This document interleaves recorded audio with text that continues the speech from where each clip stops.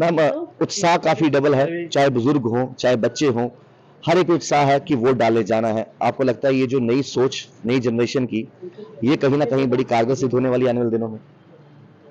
2024 एक ऐतिहासिक एक हिस्टोरिकल रहेगा, जिसके अंदर हम 400 पार ही नहीं, बहुत आगे भारतीय जनता पार्टी के पक्ष में वोट पड़ेगा, क्योंकि ये इस देश की उन्नति के लिए, इस देश की तरक्की के लिए, हर युवा साथी के लिए, हर बुजुर्ग के लिए, हर नारी शक्ति के लिए है, हर एक अपने देश के लिए जो है ये वोट है।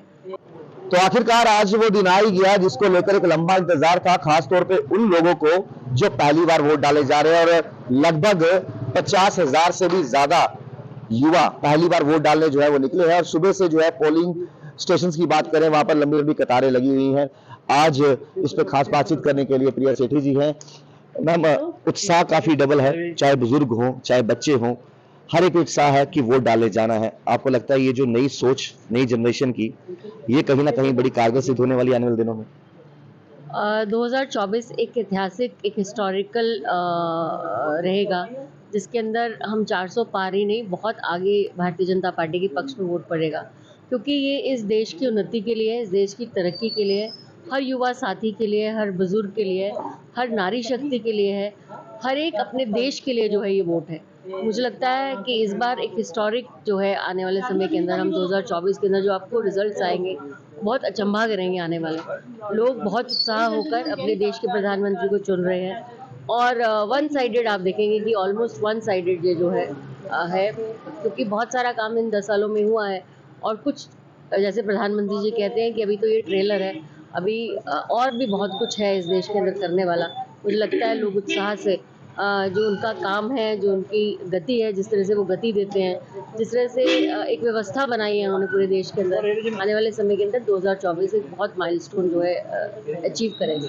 नोटा को लेकर बात करेंगे। पिछले साल भी नोटा की जो है वो गिनती थी काफी, और क्या लगता है वो आंकड़ा पिछली बार से नोटा का जो आंकड़ा वो बढ़ेगा? क्योंकि कहीं ना कहीं चिंता करने का विषय है, मंथन करना पड़ेगा कि क्यों आखिरकार नोटा का रास्ता लोग अपनाते हैं। मुझे नहीं लगता नोटा इस बार रहेगा, क्योंकि क्लियर कट लोगों का जो मन बना है, जो व्यवस्थाएं जिस तरह से हुई हैं, लोग चाहते हैं कि माननीय प्रधानमंत्री जी को हम दोबारा से जिता के आए। नोटा देने से अर्थव्यवस्था जैसे वो, मतलब जिस तरह से लोग सोचते हैं, अगर नोटा क्यों देना है, एक पार्टी को तो देना है, लेकिन भारतीय जनता पार्टी ने जिस तरह से काम किया है, जिस तरह से व्यवस्थाएं बनाई हैं, मुझे लगता है कि एक तरफा वोट जो है इस बार पड़ रहा है। आपको लगता है कि उन लोगों को ये कहने का अधिकार नहीं है जो घर से वोट डालने निकलते ही नहीं? जो लोग घर बैठे ये कहेंगे कि 2014 से पहले क्या था और अब क्या हो रहा है। मतलब किसी को कोसना आसान है, जो घर बैठे, घर से बाहर आइए, आपके पास पावर है, आप बदलाव ला सकते हैं, आप कल का भविष्य जो है उसे सुधार सकते हैं, देश को मजबूत कर सकते हैं।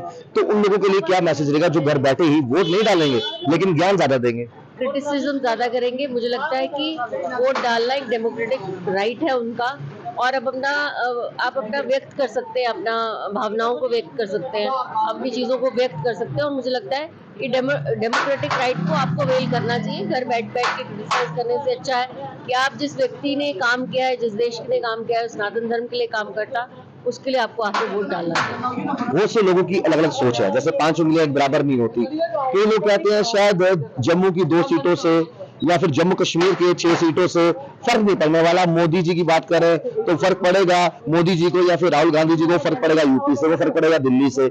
इस तरह की सोच रखने वालों के लिए क्या संदेश रहेगा? मुझे नहीं लगता, मुझे लगता है कि हर एक वोट इम्पोर्टेंट है जी। हर एक वोट जो कास्ट होता है वो इम्पोर्टेंट है, वो देश के लिए कास्ट होता है, और हर एक वोट जो है, ये 2 सीटें हों या 4 सीटें हों, दोनों सीटें जो है बहुत इम्पोर्टेंट है। भारतीय जनता पार्टी का जिस तरह से जम्मू कश्मीर का है परिपक्ष देखो तो 370 हटने के बाद आपने देखा है कि एक तरफ जो है ये जो 18 कॉन्स्टिट्यूंसीज एक लोकसभा में और 18 कॉन्स्टिट्यूंसीज दूसरी लोकसभा में, यानी कि 36 कॉन्स्टिट्यूंसीज पूर्णतः रूप से जो है भारतीय जनता पार्टी के पक्ष में वोट करती हैं, और एक उत्साह है, एक माहौल है, क्योंकि 370 हटने के बाद लोगों ने व्यवस्थाएं देखी हैं, लोगों का मूड भी देखा है चेंज होते हुए, और लोगों ने एक विजन की तरह जो है जम्मू कश्मीर को बदलते देखा है। परिप्रेक्ष्य बदलते देखा है आपने। मेडिकल कॉलेजेस हो या आपके IIT IIM हो या आपकी सड़कों का निजात हो या फिर स्मार्ट सिटी के अंदर जिस तरह से सिटी डेवलप हो रही है, जिस तरह से आपका इलेक्ट्रिफिकेशन हो रहा है, जिस तरह से गांव-गांव तक जो पानी पहुंच रहा है, मुझे लगता है कि ये व्यवस्थाएं जब आती हैं लोगों तक हिट करती है। एक एक अगर आप दोनों कॉन्स्टिट्यूंसीज की बात करें तो एक कॉन्स्टिट्यूंसी में कम से कम 98,000 जो है गोल्डन कार्ड होल्डर्स थे। गोल्डन कार्ड होल्डर्स यानी कि लाभार्थी बेनिफिशरीज, और इस कॉन्स्टिट्यूंसी में कम से कम 97,000 जो है वो आपके वो थे जो बेनिफिट, जिन्होंने दो बेनिफिट लिए। यानी कि एक एक परिवार के अंदर आप देखिए कितना कितना बेनिफिट माननीय प्रधानमंत्री जी के द्वारा गया है। उज्ज्वला योजना से महिलाओं को सशक्त किया, आपके किसान सम्मान निधि से किसानों को समृद्ध किया, आपके उज्ज्वला योजना से बहुत सारी महिलाओं के अंदर जो गैस सिलेंडर्स थे वो पहुंचाए। आपका जो इवन जो आयुष्मान कार्ड है, जम्मू कश्मीर ही एक ऐसा प्रदेश है जिसके अंदर कोई लिमिट नहीं है, आप गरीब हो या अमीर हो, लेकिन आयुष्मान कार्ड आप अवेल कर सकते हो। ये एक बहुत बड़ी देन जो प्रधानमंत्री स्पेशल जम्मू कश्मीर के लिए रखी गई है।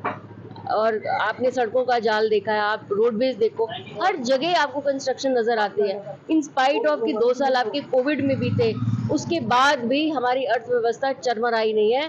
प्रधानमंत्री जी के नेतृत्व में, आदरणीय प्रधानमंत्री नरेंद्र भाई मोदी जी के नेतृत्व में पूरे देश ने एक बदलाव देखा है, एक विकसित भारत देखा है। और कहीं ना कहीं इकोनॉमी जो 11वें पायदान पे नजर आती थी, आज वो 5वें पायदान पे है। आने वाले 5 सालों के अंदर जिस तरह से काम हो रहा है, आने वाले 5 सालों के अंदर वो 3रे पायदान पे भी रहेगी। बहुत सारे ऐसे देश जो अपने आप को सुप्रीम पावर समझते थे, उनको पछाड़ कर जो है ये देश जो है बहुत आगे उन्नति करेगा। उधमपुर कठुआ की बात करें तो 70% तक जो है वो वहां पर वोटिंग हुई। क्या लगता है शाम ढलते ढलते वो आंकड़ा क्रॉस हो पाएगा? और दूसरा मैं इसी ऐड करूंगा, जो लोग काउंटिंग से पहले ही सोशल मीडिया पर जीत मनाकर बैठे हैं, क्या उनको इंतजार करना पड़ेगा 4 तारीख तक का, कि या फिर सोशल मीडिया पे चल जाएगा कि ये जीतेगा या वो जीतेगा? सोशल मीडिया एक माध्यम है आपको एक्सप्रेस करने का, लोगों की खुली छूट है वो क्या एक्सप्रेस करते हैं।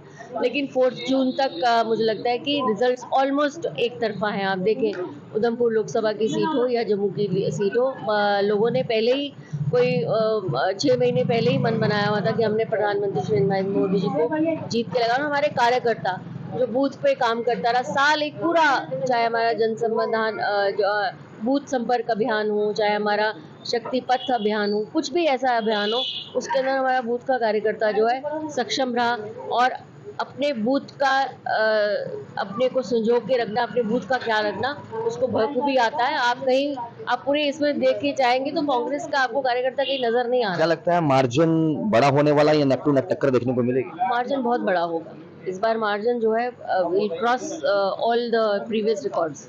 बहुत शुक्रिया कीमती वक्त के लिए। और इसी तरीके से हम हर पोलिंग स्टेशन भी जा रहे हैं, कवर भी कर रहे हैं। और रही बात उत्साह जो है आम जनता में वोट को लेकर, वो बहुत ज्यादा है। यहाँ पर भी आप देख सकते हैं लाइनें लगी हैं। 17,80,000 जम्मू रियासी में जो है लोग वोट डालने जाएंगे। और उम्मीद यही है कि जिस तरीके से उधमपुर कठुआ में जो है बढ़ चढ़ के लोग सामने आए, बारिश थी उस दिन, उसके बावजूद भी 70% तक जो है पोलिंग हुई। उम्मीद करते हैं वो आंकड़ा क्रॉस होगा और फ्रूटफुल जो रिजल्ट्स है वो सामने आएंगे। लेकिन वोट डालने जो है घर से बाहर जरूर निकलिए, ये आपका अधिकार है। अगर आप वोट डालने के लिए बाहर नहीं निकलते तो आपको ये भी अधिकार नहीं है कहने का कि 2014 से पहले जिसकी सरकार थी उसने क्या किया या जो अभी चल रही है उसने क्या किया। तो आइए वोट डालिए, जो आपका अधिकार है उसको इस्तेमाल कीजिए। देखते चैनल 1 राहुल खत्री, नमस्कार।